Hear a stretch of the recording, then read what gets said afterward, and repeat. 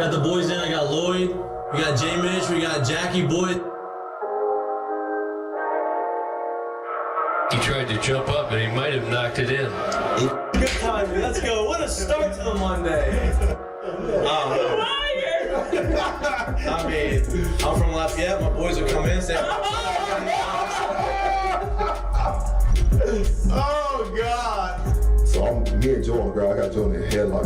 And he's sitting there, he's punching me in the stomach, like, punching me. Here, is everyone sitting around? Who here thinks Ochinko can practice today after having 5 full beers? And he goes, Chad Jones, right? Chad doing 6 minutes. For 7 minutes, right? Chad's like, no, man, I don't think Ochinko can practice today. And I was like, I look back and I'm like, Jesus Christ. I saw you there. You're more fucked up than me. On the spirit plane had some issues. I think she was sleep farting.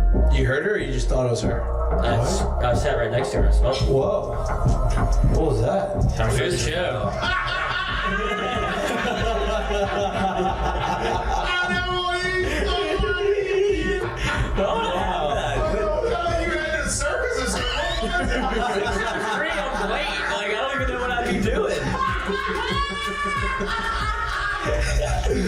Now, when you do go to spring training, are you gonna bring your chinchilla and your turtle?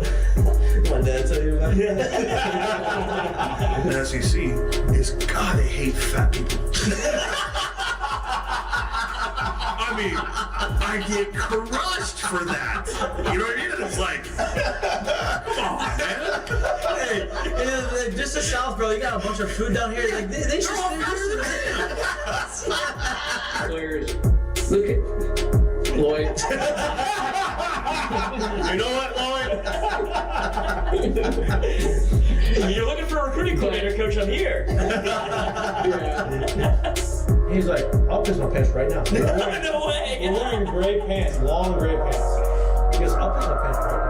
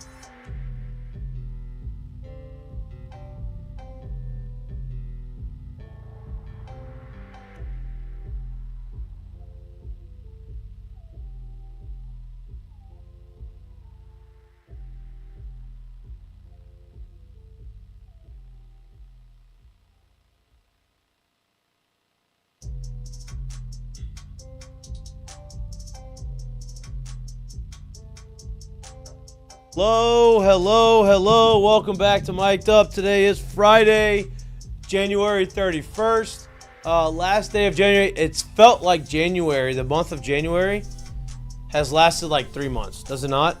Yeah, I thought you were going to say it flew by, and I was like, dude, I think Nope. it's taken forever. No, it feels like it's been the longest month ever. Obviously, it started off with tragedy and feel like it ended with tragedy. But there's been like all these events that have happened throughout the course of the month. We're almost out of the month of January, about to get into the month of February. Month of love. Month of love. Huge Valentine's Day guy. You got the opening day for college baseball 2 weeks away from today. LSU will be on the field on Valentine's Day in Alex Box Stadium playing their first baseball game. We're going to get into a lot of the conversation about LSU baseball, SEC baseball, what to look for at this point in the offseason leading up into the year. At this point, it's a grind for these guys to continue to push because they're ready for the season to start. They've done a lot of things. They feel like they've put themselves in a good position. Obviously, there's still some position battles that we're going to discuss and some guys that are going to have to continue to play well leading up into the year. But for the handful of guys, the 5-6 guys that are already in there, the spots are solid. It's a tough time because you're just ready to get to the season and you're tired of facing the same old guys. We're going to get into that through the course of the show. LSU women's basketball, big win last night on ESPN2 against Oklahoma. Got a little spicy on the court. Had a double technical, got some ejections. Kim Mulkey slapping Simone Augustus' board out of her hand. Simone Augustus' reaction is amazing. And that obviously things get heated and things happen that aren't intended to happen. LSU women's was they're up by I think 20 points at one point.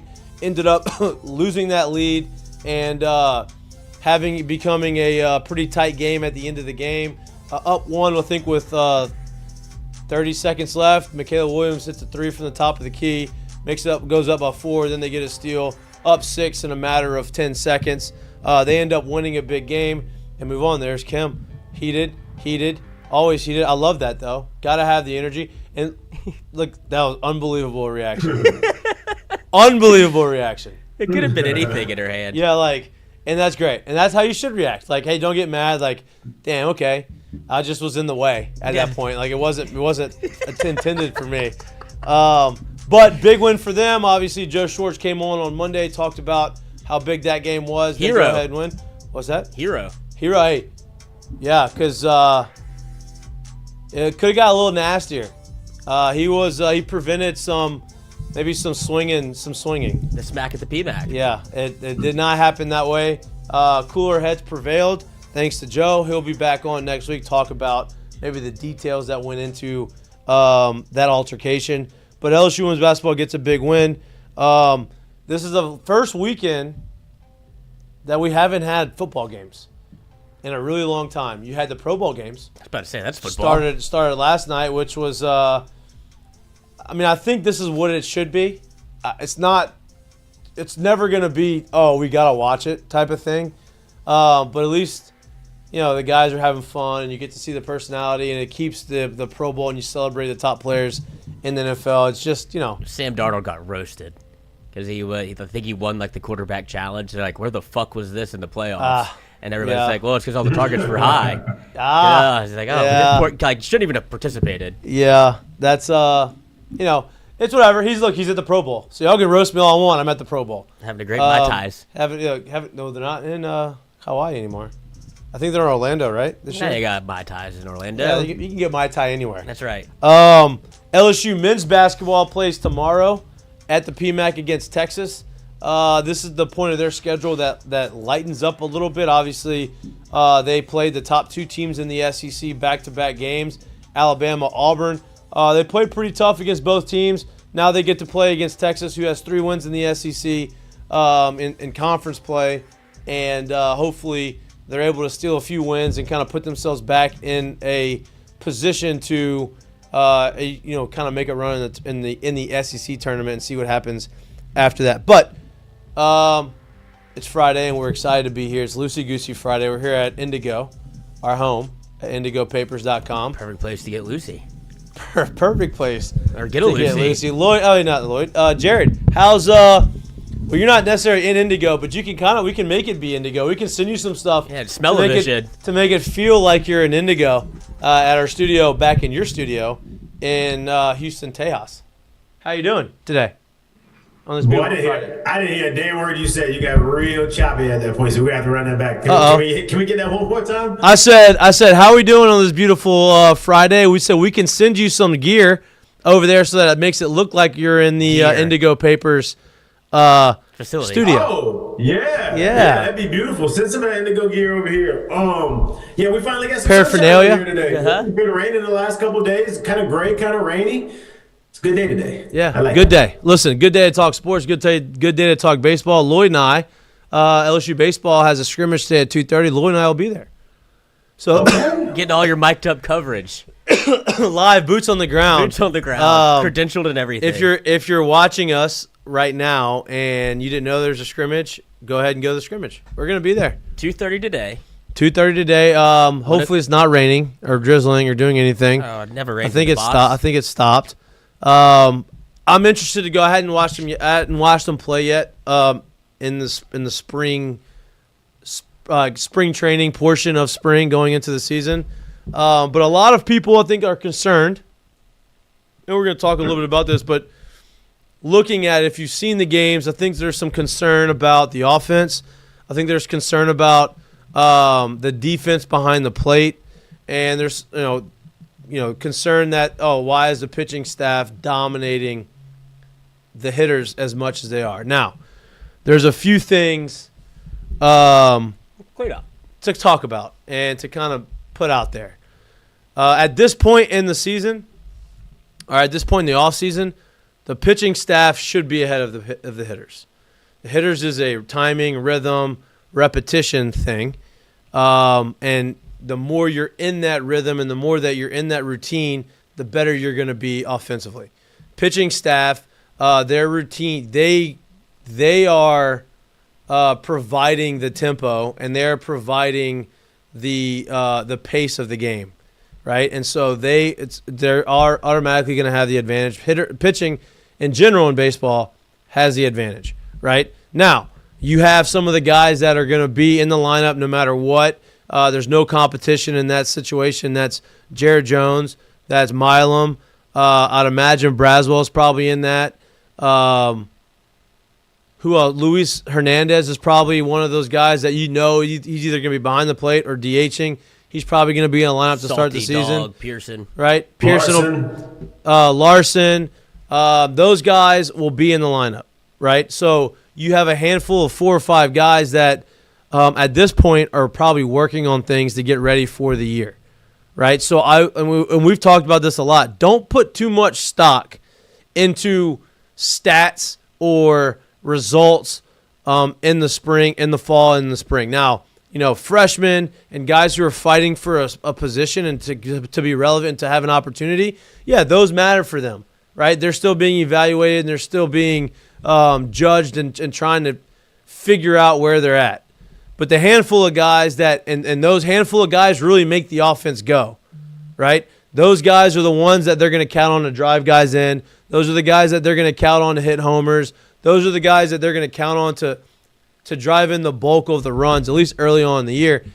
And those guys have the luxury of working on specific things. Like, for example, if you judged me off of my falls and springs, I would have been on the bench and never would have played, right? Because my freshman year, I was trying to figure my stuff out. I didn't really know. I mean, it was the first time that I was playing against the type of caliber of players consistently that I was playing against. Sophomore year, I had a certain thing that I had to, trying to work on. And then going into my junior year, the big thing for me is I needed to cut down on strikeouts. And I needed to have a better understanding of strike zone discipline, and I had a better understanding of my swing, right? And what did that mean for me? That means I didn't want to swing at a bunch of fastballs or ambush a bunch of fastballs because I knew that pitchers were going to attack me the other way. I knew they were going to throw breaking balls and they're going to try to get me out of the zone and chase. So if you watched me, I took a lot of fastballs early in counts, work counts, and then I was able to either get in advantageous counts because I was laying off the breaking balls that I would normally be swinging at and then got a fastball later on the count, or was able to start hitting breaking balls that were in the zone for doubles and for singles and doubles and able to get on base.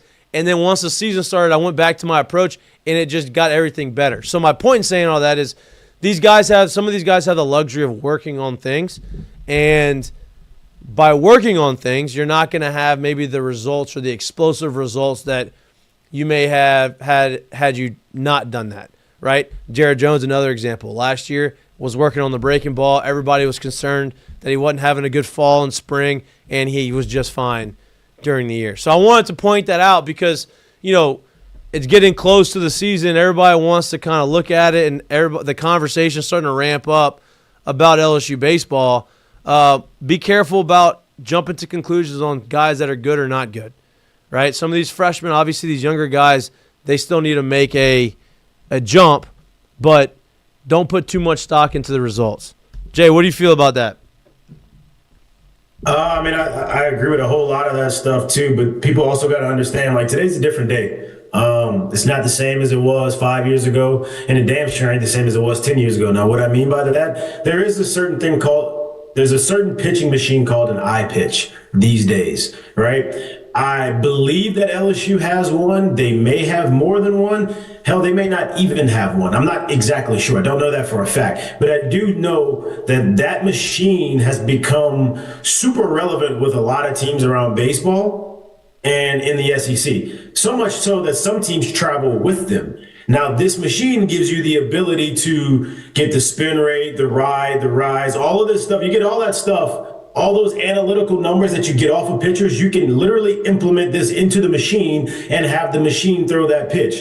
The reason why I bring this thing up is because if you only have one, or if you don't have any, or if you don't really use it for that throughout the fall when it comes to your own pitchers, I would imagine that your pitchers are probably in front of your hitters a little bit, opposed to maybe some other teams, opposed to maybe where some other people are. So there's a lot of reasons and a lot of things that go on right now. Everything that Mikey talked about, I agree with 100%. But there's also other things you just don't know what's going on behind the scenes. And lastly, it's the damn fall. I don't care if I sat there and watched a team who was just wearing out my pitching staff right now in the fall and or the spring getting ready for the season, I'm scared shitless for the spring. Right. Because I either got a really bad pitching staff or we're going to get cold really quick, really soon. And now we're going to be testing who we are as a team, as a person, probably way sooner than we want to be testing that. And usually if you got to test that maybe at the back end of your non-conference schedule or in the front end of your conference schedule, if the team ain't strong enough and if you ain't got the right dudes, the season falls apart much quicker. So there's a whole lot of those reasons why I don't really want to see my hitters dominating right now. I don't know if you guys remember, but as good as they were that year, Jay did talk a lot about even if they had professional at-bats or not, the pitching wore out the hitting their last championship year going into the season. So you just, sit back on those things and let this thing play out a little bit. Yeah, I'd much rather the pitching be dominant going into the season than the hitting, because the hitting's going to you'll figure it out, right? Like that's going to come as it goes. And so I'm with you. But with that, some of the other concern, I think, is the catching position, right? I think that's obviously the biggest position battle. We've talked about that a lot on here. I think the concern is how's the defensive part of the catching position going to be, right? We know Blaze Priester has a good bat and he can swing it. Luis Hernandez, good bat, put up 23 home runs, he had 360 last year at Indiana State, who was a really good team. Doesn't have a ton of time behind the dish as a catcher, but can swing it. And then you bring Kate Aaron Beatty in there, who's a freshman, highly touted, had a really good fall offensively. I think people are worried about what the defense behind the plate has looked like. Again, I'm not going to put too much concern into that right now, because at the end of the day, these catchers are still trying to figure out what pitchers, how the pitchers work, what where they like to miss or where they're prone to miss, how the ball is coming off, and they're all trying to get some time behind the dish. So it's not like it is the pitcher and the catcher going to be the same guy pitching, the same guy catching, or the same catcher catching these guys consistently in games, right? Bullpens are different. Practice is different. In the games is when it kind of ramps up. And so now they're trying to get all these guys some time behind the dish. And so to me, it's another thing. Rhythm, timing, familiarity with the pitching staff. And I think that continues to build. I'm not necessarily worried about the defense right now. Obviously, if this continues to happen throughout the course of the season, okay, yeah, you can be worried about it. But what you're seeing right now, I don't believe is what you're going to see during the season. Yeah, I think too. Look at the three guys that are behind the plate. You got to believe that they've all come into the fall and they come into the spring thinking or believing that we all have an equal opportunity to get out there, right? So you're not really getting anyone that feels comfortable in where they are current day right now. And so I got to imagine at this point in the year, because you got to remember, 2 of them are transfers. They didn't come here to sit. One of them was a high draft opportunity. He didn't come here to sit. So they're all vying for real time right now, right? And I think once they start getting in games and start getting these opportunities, I think a lot of this stuff starts to clean up because now you're not trying to fight and say, oh, am I good enough or is this opportunity for me? You're getting a chance to actually show it. So there's a lot of stuff for me right now that is just, I think you just cool it on, right? I think you cool it on him. I think you allow the coach to put together one of the top recruiting classes and has put good ball clubs on the field for the last 3 years. I think you allow them to do their thing, and then you start making your judgments on what they start doing during the season in real games. This shit don't matter. That's just the truth of it. Right. No doubt. The other battle I think that a lot of people are curious about, it's not about who. It's not, to me, it's not about who's going to play in the infield. It's about where they're going to play in the infield. We've talked about the shortstop spot. I think people are worried about the shortstop position because I've seen plenty of throws from over there. What's that? I've seen plenty of throws from over there. Yeah, a lot of throws, right? Good throws. Good throws. Apparently. Had good picks. And good picks. I'm not as concerned with the shortstop position because at the end of the day, if you're not sure if Milam is the guy, because Milam he kind of had an injury he was recovering from over the summer, and I guess he had an illness. He was kind of in and out the lineup in the fall, so he didn't have as many reps as he wanted to have as a shortstop position. So I think Jay's still evaluating that. I think if Jay had to pick, he would want Milam to play short and put Braswell at third. But worst case scenario, you have Braswell that can play shortstop. He did it all last year.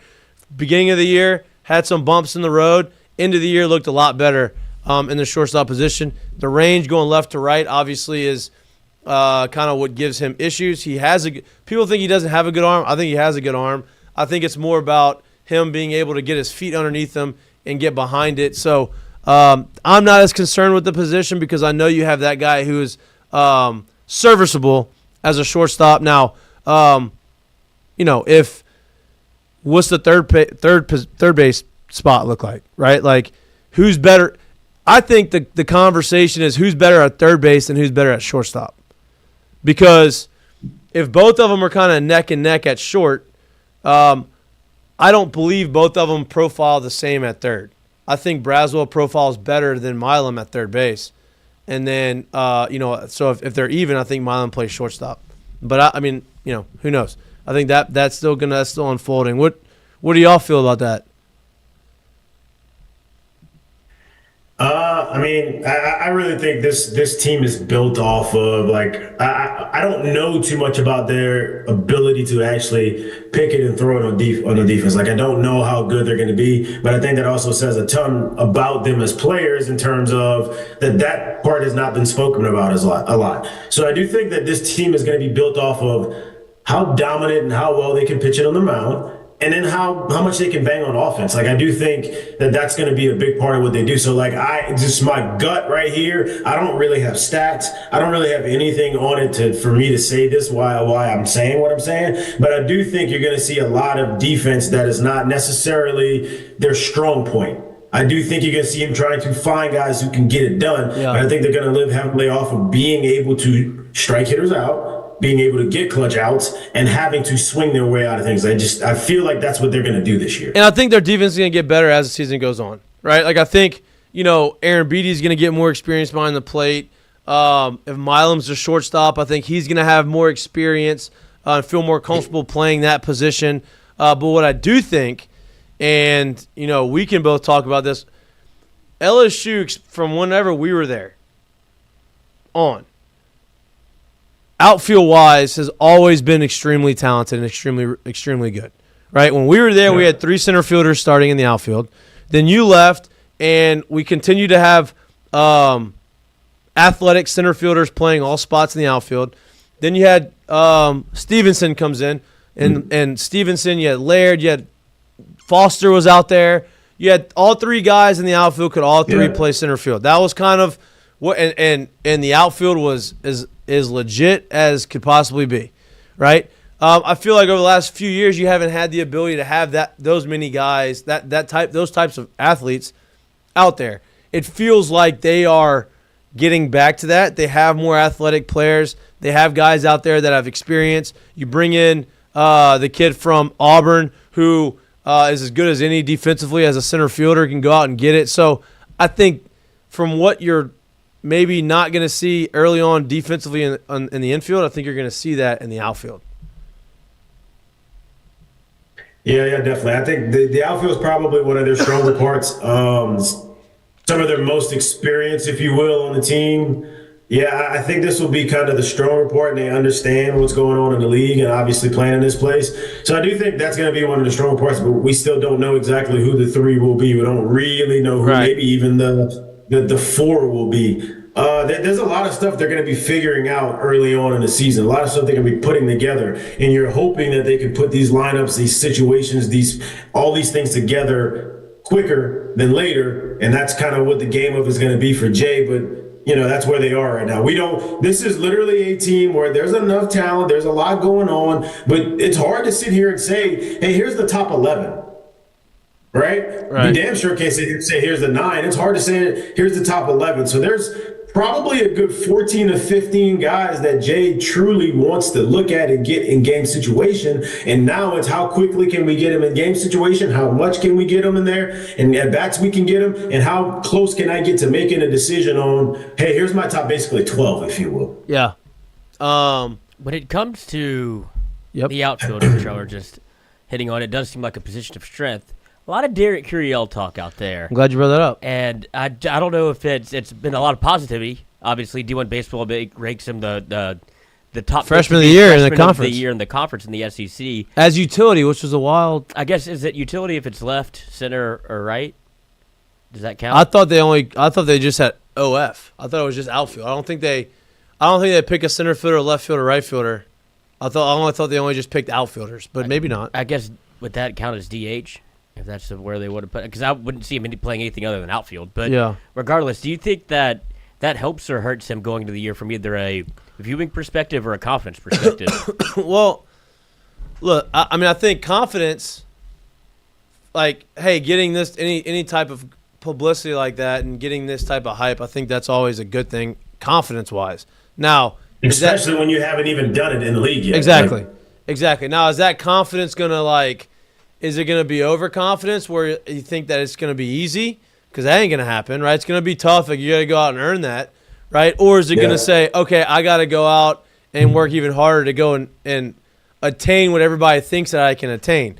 I think it's a good thing to have it. I think it just puts a lot of pressure on you to go out there and do it, right? Now, these are guys that are just making these assumptions and they're making guesses and they're pundits just saying, hey, based off of what he was coming out of high school and what we think he can be in college, this is what he could be this year, right? Now, is there going to be a spot for him early on, right? That's the other conversation because you have a lot of veteran guys out there in the outfield that have proven themselves in the SEC. Is he going to get the opportunity early on? I'm interested to see what he looks like. I know we've talked about this, Jared. I want to see him do it before I start saying one thing or the other, right? There's only been 3 players in recent memory that came in as day one starters from the fall as freshmen and like position player-wise, and nobody questioned it and nobody second-guessed it. DJ LeMahieu, Alex Bregman, and Dylan Cruz. Those are the 3, hey, slot him in. You're in day one in the fall. You're going to be the shortstop. You're going to be the center fielder, right fielder. You're going to be the shortstop, right? You knew that was going to happen, and it panned out, right? But other guys who started as freshmen, like Jacoby started from the day one as a freshman. He had to go and earn that spot. He was a guy that they hoped could do it, So I'm not saying he can't or can. I want to see it.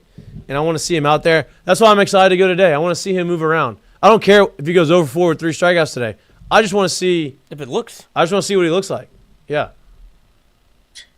Yeah, he's an interesting one for me.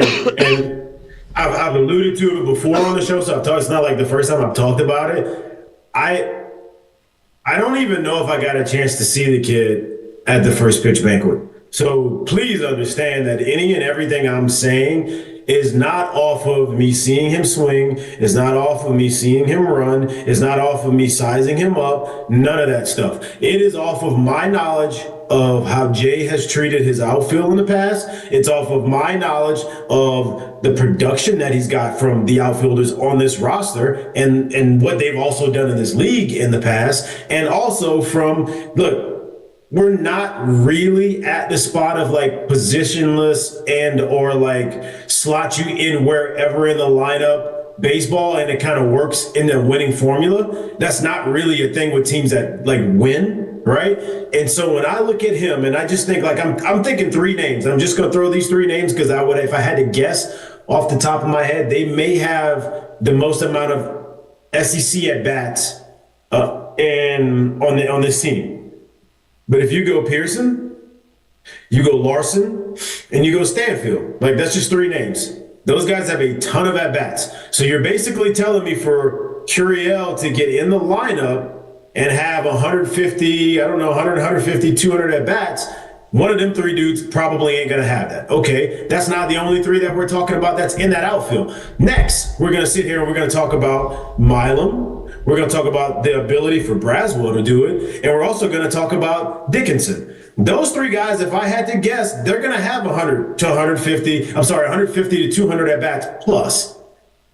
If they're good, and this is a good ball club, there's a good chance that two or three of those guys will be at the top of the lineup.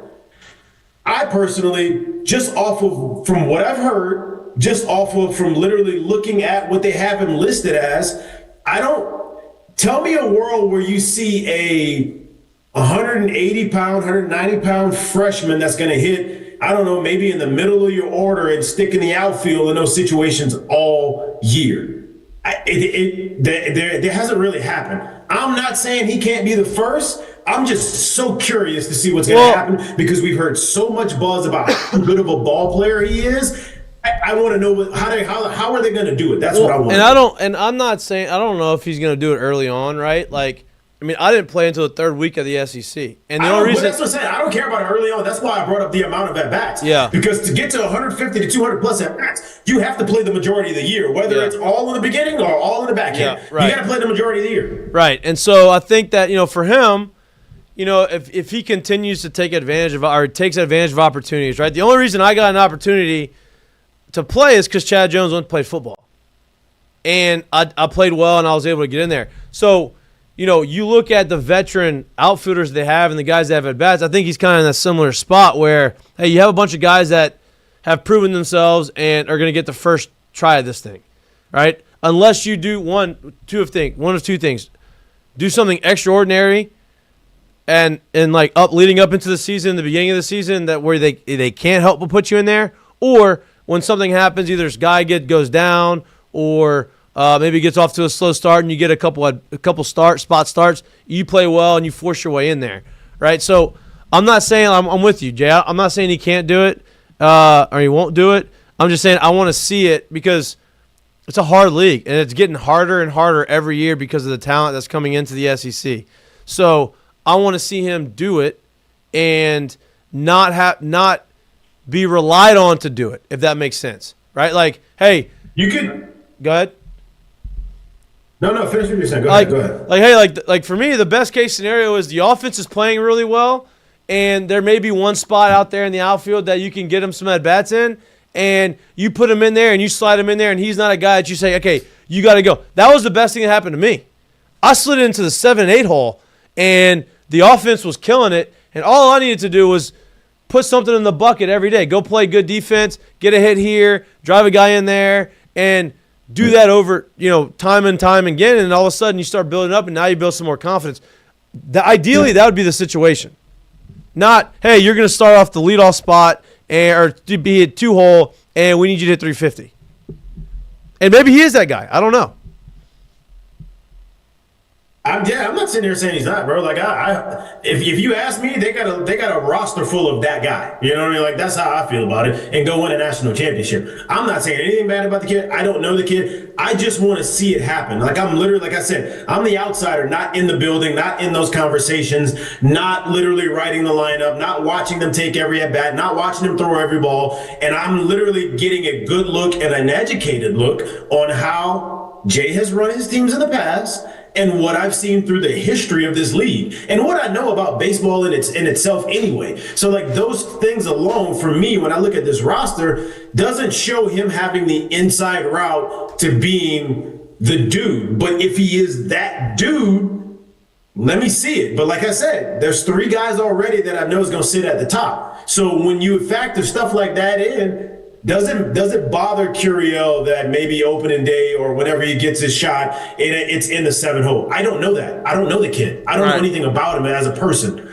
Does it bother him that that's what it is? And if it bothers him, does he take to it the right way like Mikie did and go out there and do something about it? Or does it literally, this is something that eats at him and he doesn't know how to get over because he's no longer hitting in the 1, 2, or 3?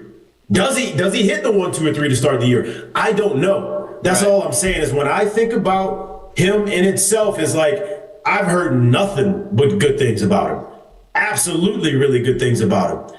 Will it play and how quickly will it play and for how much will it play this year? That's what I want to know. And look, that's why it's an interesting conversation. And it's someone that everybody wants to see, and it's going to be fun to watch him hopefully excel and do the things that everybody anticipates him to do. But he's playing on a team that was preseason D1 baseball preseason is obviously all preseason freshman rankings.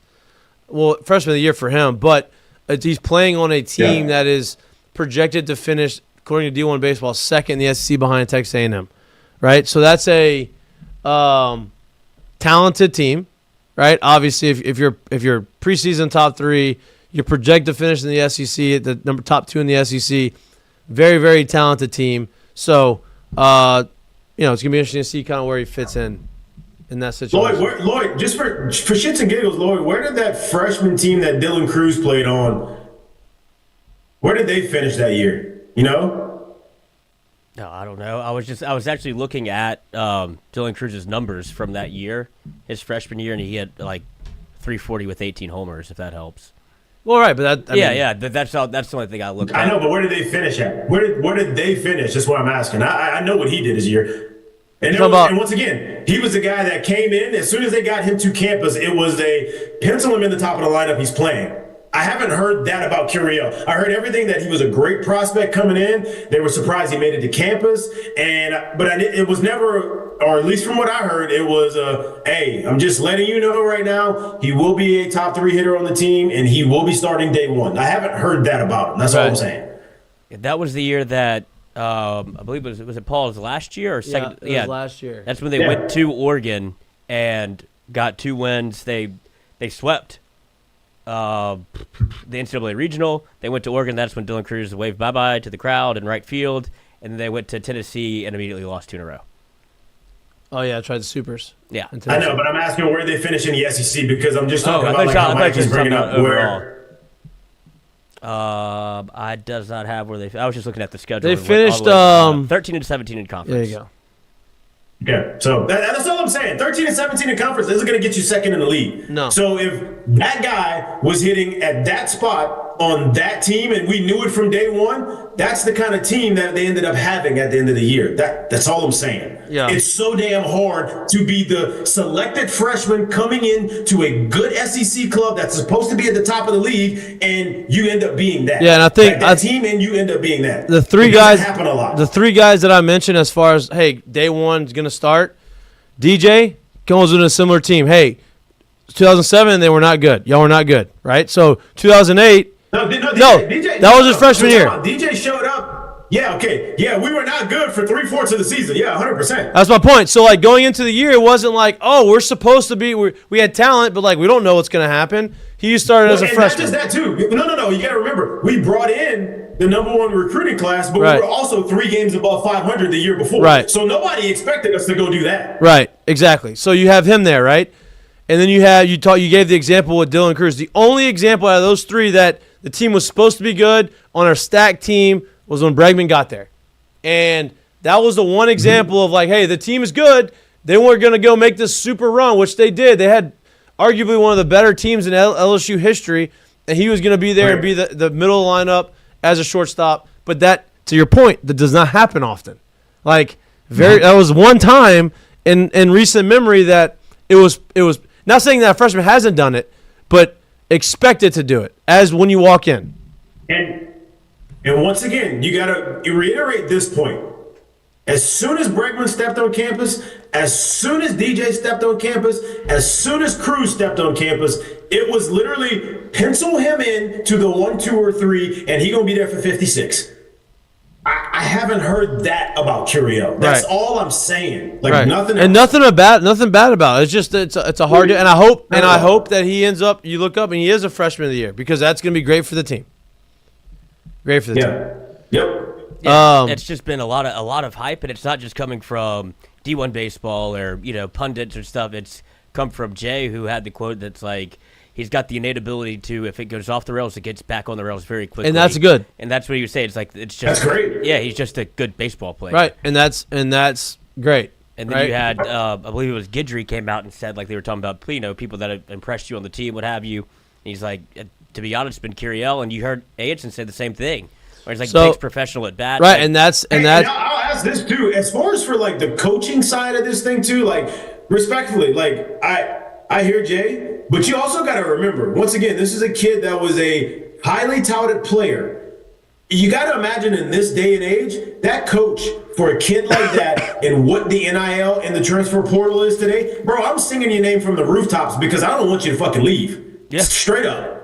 Yeah. Whether you are that or are not, the last thing I'm gonna do is let you not be talked about well if there's a chance to talk about you, because I can't have you leave. Like if I really do think you're that type of player that can go and be that, I don't want you to leave. And I'm not saying that that's what Jay's doing, but I'm just saying it doesn't matter who the coach is and what you think about him. I think in those situations you got to take what they're saying with a grain of salt. Yeah. Yeah. I mean, you saw it even last year with Cam Johnson. They gave him every opportunity to be able to pitch and pitch his way out of it because of the talent. Yeah. And Cam may go out. He may go out this year and be a Player of the Year candidate. Who the fuck knows? He wasn't that last year though. That's all I'm saying. Yep. And LSU did like everything right by him in my mind. Like whether it was they gave him opportunities. They put him in every opportunity to succeed, and then put him in like maybe he likes the pressure. Put him in times where there was like a big moment in a baseball game. And it never really, it never really turned out to be it never really turned out to be what you wanted it to be. And when we talk about transfer portal, first thing he does is in a transfer portal, he's in Oklahoma. Yeah,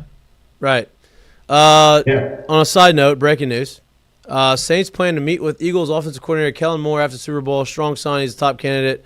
Under NFL rules, sides can't speak until after game, which is February 9th in New Orleans. He has already began putting together a staff based off of conversations that have been surrounding Kellen Moore. And how they plan to meet if they can't talk again? No, they're planning to meet with them after the Super Bowl. Real quick before you go, I guess that happened after the last meeting. They said we're gonna meet with you again after the Super Bowl. As soon as he walked out the building, like, hey. Well, they didn't really have wasn't like they had a bunch of people waiting in line to interview. They actually had a bunch of people saying we didn't want it anymore. Well, then it came out that he said that too. That Derek Carr was the hang up as to why he wouldn't take the Saints job. And then this news comes out a day later saying, I'll put a staff together and I'll see you in New Orleans on February 10th. Yeah, so and Mickey Loomis has let other candidates know, I think the candidates let you know that they were not interested. So I don't know what other candidates that – everyone that has been announced as a candidate has already come out and said we're no longer pursuing head coaching jobs. Oh, but is this the longest head coaching ever? Like the longest head coach opening? Yeah, I think so. Probably in NFL history. Probably. Week 10? Yeah. To February 10th? Seems like they're kind of figuring it out. That's not figuring it out. That's just it seems like they have their guy. Yeah, that's a better way to put it. Or and maybe not even their guy. They have a guy. And maybe that was their guy they wanted the whole time. Maybe so. Or maybe it wasn't. That's what Underhill. But if what did he say? That's what Underhill wrote about. He goes, if it works, you won't remember any of this. You won't remember that the Saints got turned down at the altar multiple times. It's, hey, they got their guy. They got their guy. If it doesn't work, But I will say this: if you're the Saints, this is the guy that we wanted the whole time. This is the guy that we wanted. We had to wait. That's the reason why to make a move, because we had to wait. This was the guy we wanted the entire time. I wonder where Sean Payton was on the pecking order or on the list when that job came open in 06. Just literally. Oh yeah, I don't know. That's a good point, because he was an OC, right? Know the answer. In Dallas. Yeah, he was the OC in Dallas, right? When he got the job. Yeah. Yeah, I don't know. Well, I know that they thought they bungled the meeting because they took him to the bad part of New Orleans after Katrina. They're like, oh, it took a wrong turn. Right. And it turned out, well, they spun it into be, I don't know if this is the truth or not, but the story comes out that was a positive. We saw everything's like, oh, we can rebuild this thing through the Saints. It's like, that sounds like a good book. And it worked? Yeah, if that's the story, I'm sticking to it. But yeah. I would imagine that Sean Payton was a hot commodity coming after the Bill Parcells tree from the Dallas Cowboys offensive coordinator. Yeah. I'm sure he was called multiple times. No doubt. Like the Ben Johnson of their era. Yeah. Right? Or the O'Connell of their era. I mean, you could say the same thing about, if you want to compare, like, Sean Payton, you could even run it back to Sean Payton to the Broncos. Like, that's not the first guy that they wanted. They tried to get Harbaugh. They tried to convince another coach to come to the Broncos. Swung and missed twice, and then they land on Sean Payton, who now it looks like, hey, you made the right decision whenever it was their third choice. Yeah, you don't always have to be the first in the mind. Like, it doesn't always work out that way. Way less than probably what people think. So I just wonder, Not many times your first girlfriend becomes your wife. I was thinking the same thing. Not many times. Just the first girlfriend ends up being wife. You got to go through a couple of things to see what I like and don't like before you get to the one you. 5th grade to the 50th. That's it. Sometimes you don't ever find one. Who knows? That would be excellent. All right, so we're going to the scrimmage at 2:30. So when we get to Seggies? Oh, I do have a Seggy. Yeah, I love that. Oh, I did have a question I said that I would ask in the chat. Hold on. Okay. Because I thought it was good. Jace, I got you, brother. Brother, man. Brother. If y'all do ask Mikey and Mitch, I said I would ask this one. How did Bear not get drafted? And now him being listed as the number one first baseman in the country. Because I'm interested in that signability. Well, I think it's that, and I think he probably had a certain number, and he had an idea of where he probably should be in the draft, and they weren't coming close to that, or they didn't get to that, and so he ended up saying, I'm not signing for that, which is why you don't get drafted. They're not going to, especially now with 20 picks in the draft and a strict slot, teams aren't just going to we're going to draft him in the 12th round or the 8th round and try to negotiate with him and bring him back, because they're wasting a pick because he's not going to sign for a certain amount of money, especially with NIL and all that kind of stuff. So I don't think it was an indictment on his ability. I think it was more so he valued himself at X and he wasn't getting X, and he was a draft eligible sophomore, so he had a lot of leverage to come back and do it all over again.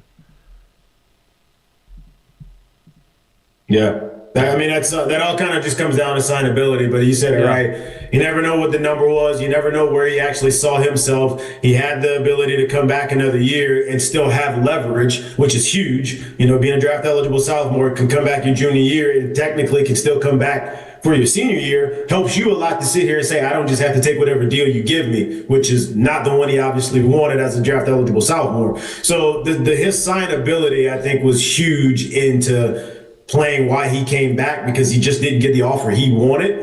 And it's actually good to see that the league and baseball and college is looking at him in the way they should be, because if we're being honest, he's got a legitimate chance to hit 30 plus this year. Yeah.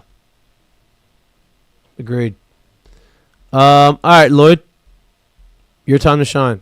Hold on, I had it. Give me 1 second. I forgot his name. No, it's okay. Who played? All right. Okay, I got it. I just have to download it. I'm sorry. I didn't know we were going to the Seggies this fast. I'm sorry. We have a game to go see. We do, and I'm excited to go watch it. Here it is. Mistake of the day. Brought to you by Open Segment. Whoever wants to sponsor it, this time could be yours. Fonz, I'm talking to you. Brent, I'm talking to you. Barry, I'm talking to you. Dan Orlovsky, I'm talking to you. Do you see this maniac eat a Reese's? So what are you spitting out? He doesn't like milk chocolate, so he sticks it quarter by quarter into his mouth, sucks the peanut butter out, and then spits it out. So what you gonna do with the top of it? What? He's doing this. He has to just be doing this. Why are you? Like, he's a notoriously weird eater. Very weird eater. But like, you're still getting chocolate. Like, you're not avoiding the chocolate by doing this. No, this is like, I don't even know what it's like. It's like trying to say that you crack open an M&M peanut, like a peanut M&M, just eat the peanut and spit out the shell. It's like it's impossible not to get some of it. I had a teammate that was like super healthy eater. Like, not even like, oh, this is like, obnoxious. Yeah.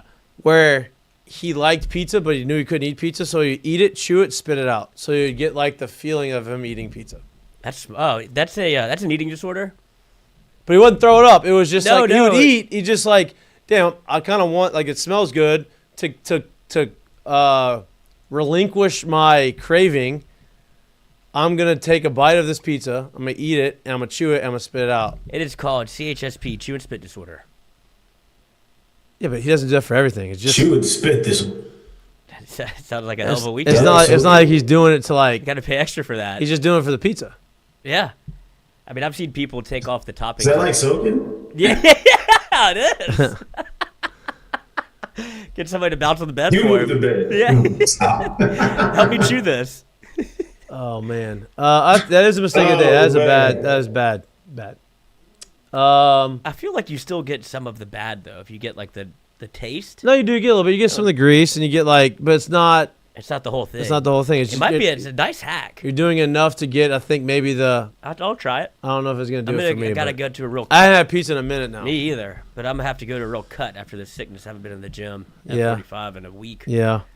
All right, curtain calls. But I haven't been eating anything, so. Well, there you go. Did fine. That's called anorexia. Yes. That's not my fault. That's also an eating disorder, Lloyd. Just follow a tapeworm. All right, we got curtain calls. Anybody?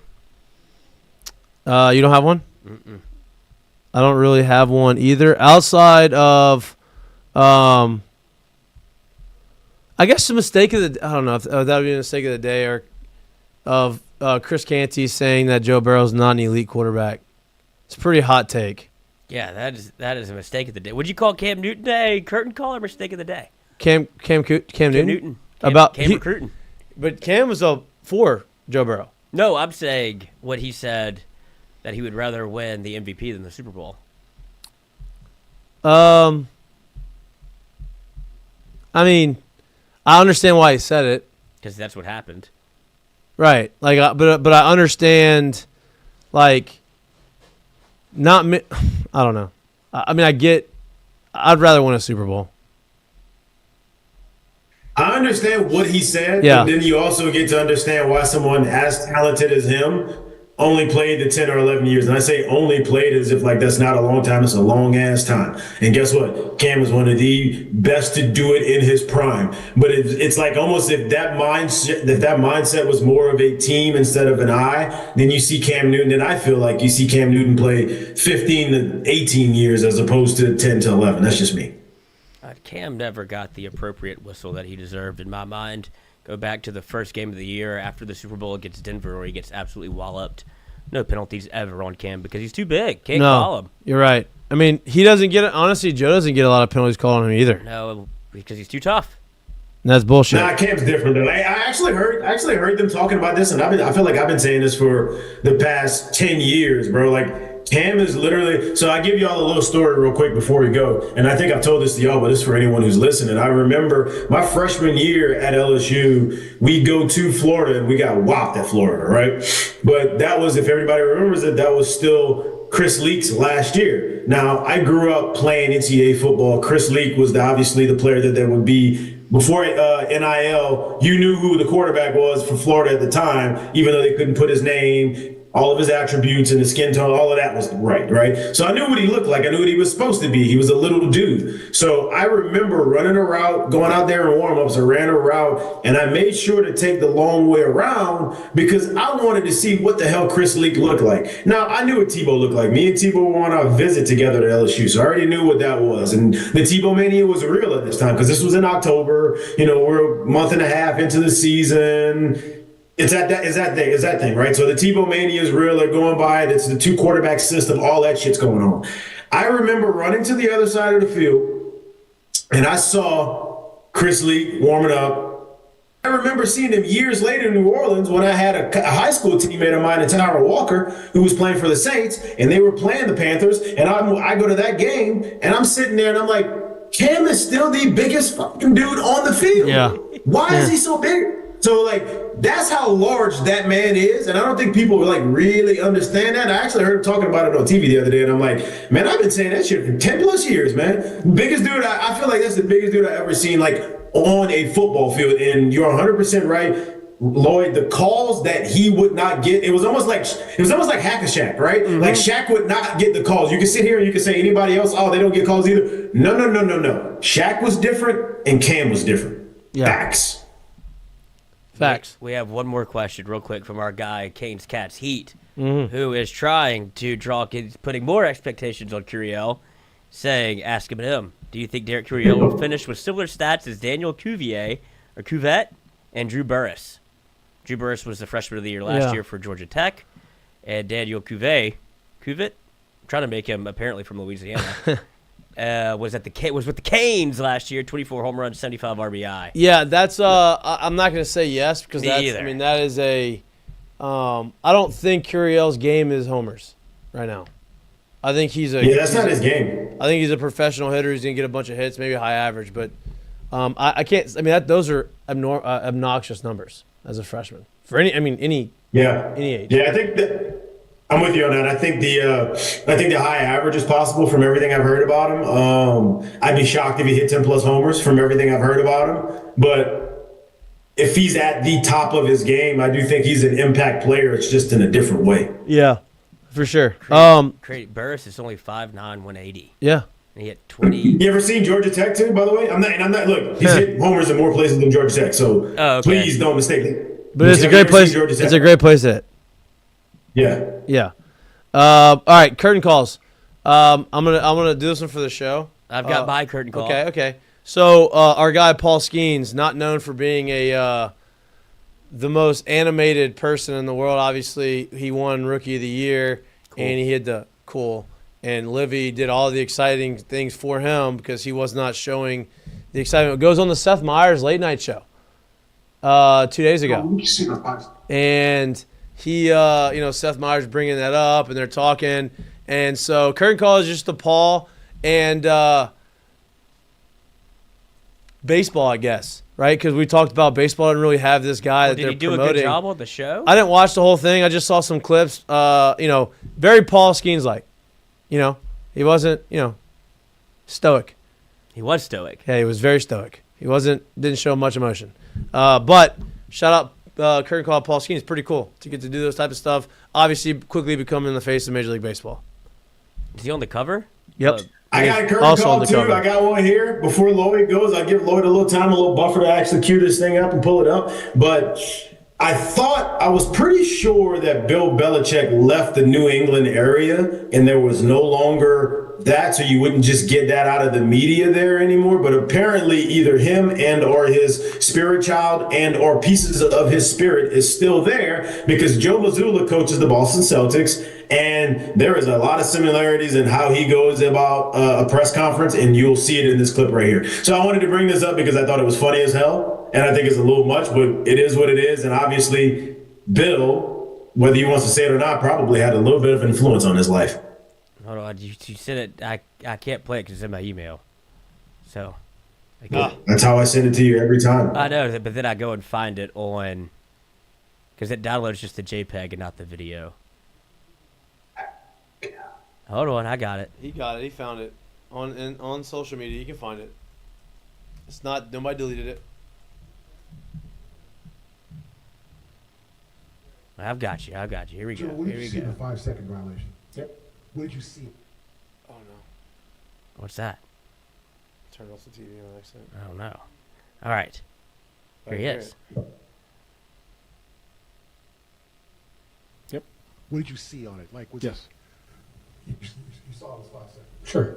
Okay, like, sure. You had a timeout. Like, that's why you saved 2 timeouts. Like, should Derek have called a timeout, or what kind of should have happened there? Yep. Yep. Did you see the 5-second violation? Yep. What did you see on it? Like, yes. You saw it was 5 seconds. Sure. Okay, like, Sure. you had a timeout. Like, that's why you saved 2 timeouts. Like, should Derek have called a timeout, or what kind of should have happened there? Yep. Dude, he's a weird cat, man. I like him. I like him too, but Yeah. I think he watched like The Departed, or was it The Town? It was one of those movies. He watched it like before every playoff game or something, and it was just truly Boston. Yeah. So they have their guy whenever if you want to see that Belichick is left, they got Missoula to run the ship now. Yep. He's running it now. And my curtain call goes to the one and only. I think we talked about it a little bit at the beginning of the show, but our guy, Coach, saved Tobias Smith. Maybe for missing the rest of the year, because look at how fast Schwartzy gets out there to avoid maybe what would have been just an overhand, right? And also, big flop by the center. But this would have been. She was going to. I think it might be a Rouse up there. She was winding up. She might have been winding up. But that's Big, a flop. big flop, dude. No flop there. She should have flopped. But yeah, Joey gets in there quick to avoid. Just gets the 1-game suspension for fighting. That was a fight. Yeah, scuffle. Skerfuffle. No, they deemed it a fight. I know, but it's a skerfuffle. That was those words. All right. Great Friday. Enjoy your weekend. If you're gonna come join us on at the scrimmage today, come say hello. We'll be back live in studio Monday from 6 to 8 p.m. Mikey has a whole box of balls signed for the first 12 people that come say hey. That is not not his true. autograph. That is not the case. That's not true. I wish I had it. I would give it to y'all if I had him, but I don't. All right, we love y'all. We appreciate y'all. Please like and subscribe to our YouTube channel. On Twitter.